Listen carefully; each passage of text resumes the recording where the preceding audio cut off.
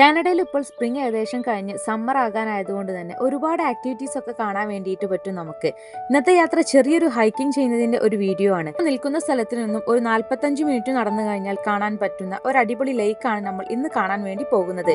പോയ സമയത്ത് തന്നെ അവിടെ ഒരുപാട് ഇടങ്ങളിലായിട്ട് നമുക്ക് ആളുകൾ ഇരിക്കുന്നത് കാണാൻ പറ്റിയിരുന്നു. ചിലരൊക്കെ നീന്തുന്നതും മീൻ പിടിക്കുന്നതും ഒക്കെ കാണാൻ പറ്റുന്നുണ്ട്. കാനഡയിലെ എല്ലാ സ്ഥലങ്ങളിലും മീൻ പിടിക്കാൻ പറ്റില്ല. വീക്ക് ഡേയ്സ് ആയിട്ട് പോലും അത്യാവശ്യം നല്ല രീതിയിലുള്ള ആളുകൾ ഉണ്ടായിരുന്നു ഞങ്ങൾ പോയ സമയത്ത്. വിന്റർ സമയത്ത് ഈ ഒരു ലൈക്ക് ഫുൾ ആയിട്ട് ഫ്രോസൺ ആയിട്ട് നിൽക്കാറുണ്ട്.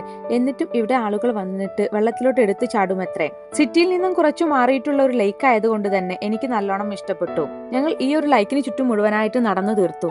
മാത്രവുമല്ല ഒരുപാട് തരത്തിലുള്ള ആക്ടിവിറ്റീസ് നമുക്ക് അവിടെ കാണാൻ വേണ്ടി പറ്റിയിട്ടുണ്ടായിരുന്നു. കാനഡയിലെ മറ്റൊരു അടിപൊളി വീഡിയോയുമായി വീണ്ടും കാണാം. അതുവരെ ബൈ. നമ്മുടെ ചാനൽ ഇനിയും സബ്സ്ക്രൈബ് ചെയ്യാത്തവരാണ് എന്നുണ്ടെങ്കിൽ സബ്സ്ക്രൈബ് ചെയ്യുക, ലൈക്ക് ചെയ്യുക, കമന്റ് ചെയ്യുക.